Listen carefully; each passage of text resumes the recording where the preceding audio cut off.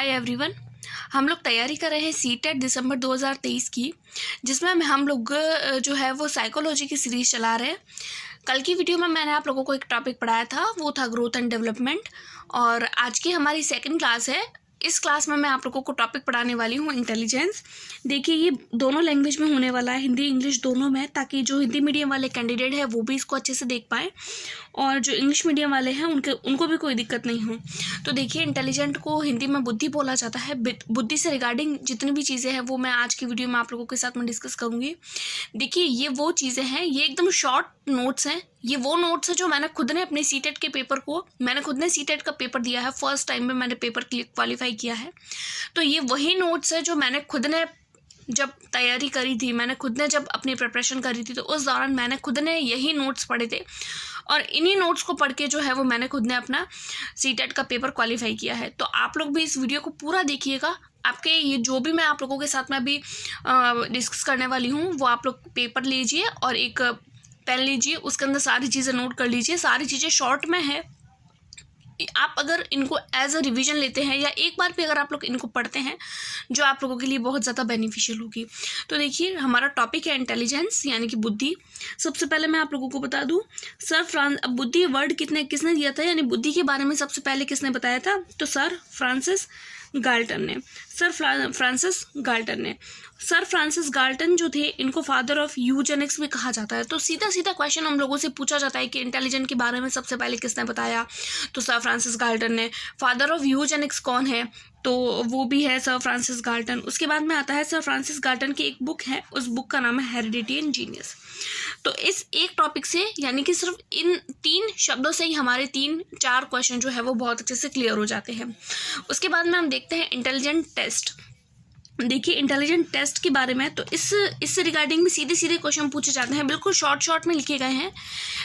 इसके अंदर अगर आप लोग इसको डीप में लिखना चाहे तो लिख भी सकते हैं, लेकिन मैंने इसको शॉर्ट तरीके से लिखा है ताकि कम पेजेस में ही हमारे ज़्यादा चीज़ें कवर हो जाए। ये शॉर्ट नोट्स का मतलब ये नहीं कि बिल्कुल शॉर्ट में पढ़ना है सारी चीज़ें डीप में, बहुत गहराई में, लेकिन उसको कम शब्दों में लिखा गया है।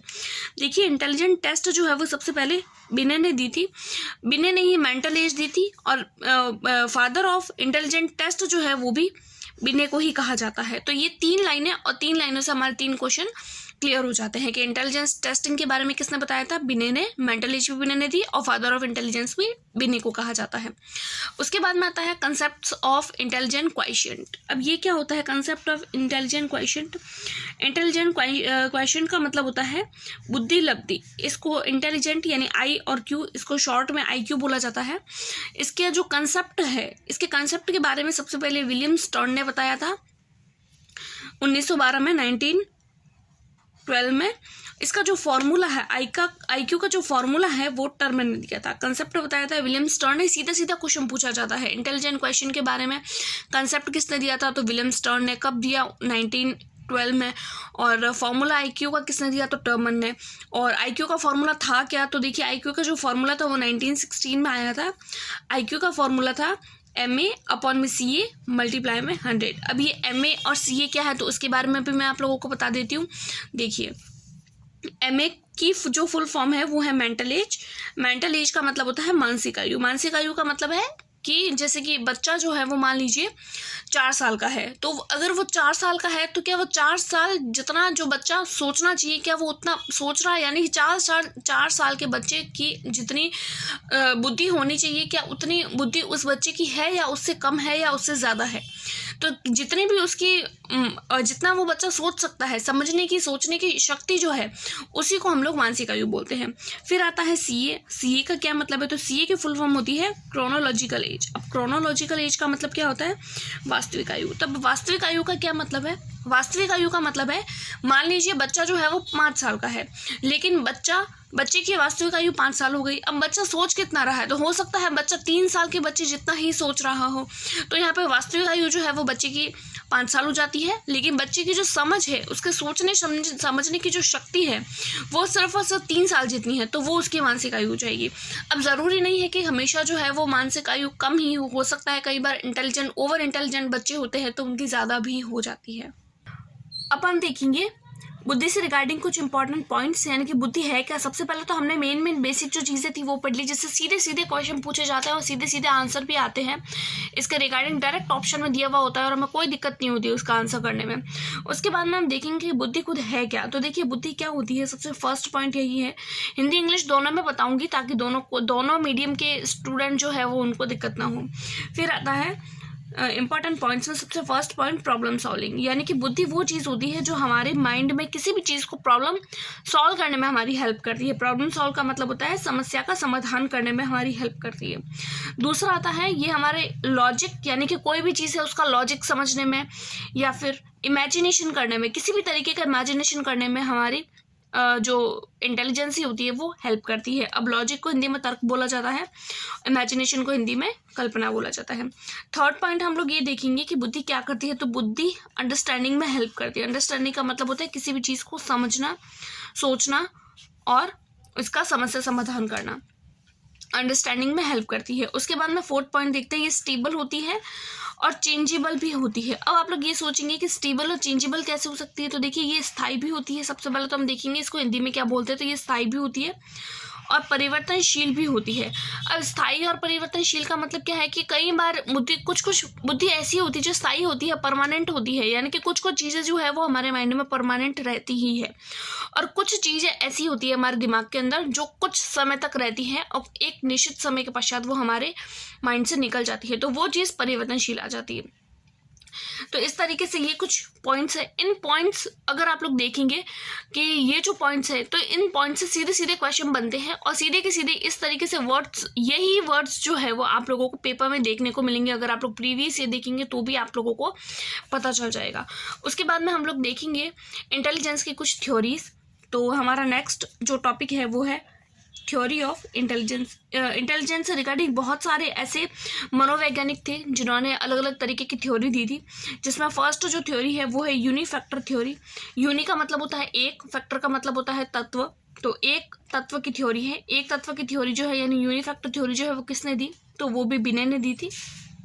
उन्होंने बोला था, इनके कहने का ये मतलब था यूनिफैक्टर यानी केवल एक ही ऐसा फैक्टर होता है हमारे माइंड के अंदर या हमारी बॉडी के अंदर जो हमारी सोचने समझने की शक्ति जो होती है उसको स्ट्रांग बनाता है। यानी एक ही हमारे माइंड के अंदर केवल एक ही चीज़ है जो हमको हेल्प करती है किसी भी चीज़ को जो है वो स्टेबल करने में, अंडरस्टैंडिंग करने में, लॉजिक करने में, इमेजिनेशन करने में, प्रॉब्लम सॉल्व करने में। सिर्फ और सिर्फ एक फैक्टर होता है, उस फैक्टर को इन्होंने नाम दिया था जनरल फैक्टर। उसके बाद में हम लोग देखते हैं two factor theory. Two factor theory जो थी वो स्पीयरमैन ने दिया था। सीधा सीधा क्वेश्चन पूछा जाता है स्पीयरमैन ने कौन सी थ्योरी दी या फिर टू फैक्टर थ्योरी किसने दी, तो टू फैक्टर थ्योरी जो थी वो स्पीयरमैन ने दी थी।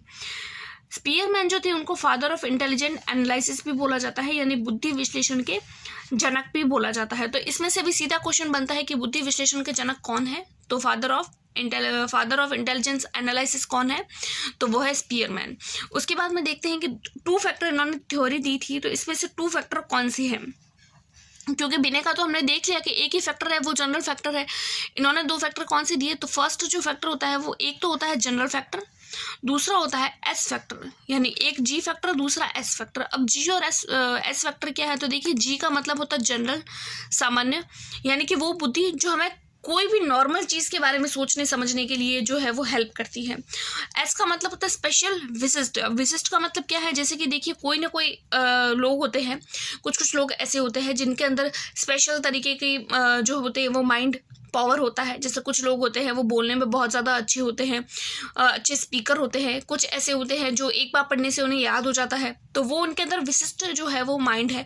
कुछ लोग लिखने में तेज होते हैं, यानी कि उनके अंदर कोई ना कोई ऐसी क्वालिटी होती है। कुछ संगीत में अच्छे होते हैं, कुछ बोलने में अच्छे होते हैं, कुछ लिखने में अच्छे होते हैं, कुछ डांस में अच्छे होते हैं, कुछ हर किसी के पास में कुछ लोग ऐसे होते हैं जो खेल में अच्छे होते हैं, काइनेस्थेटिक होते हैं। तो इस तरीके से सब में कोई ना कोई जो है वो विशिष्ट फैक्टर होता है। तो स्पीयरमैन ने ये बोला था कि जो ह्यूमन बीइंग होता है उसके अंदर दो तरीके के फैक्टर्स होते हैं। एक जनरल फैक्टर जो सब में होता है, नॉर्मल, यानी कि नॉर्मल सब सोच सकते हैं।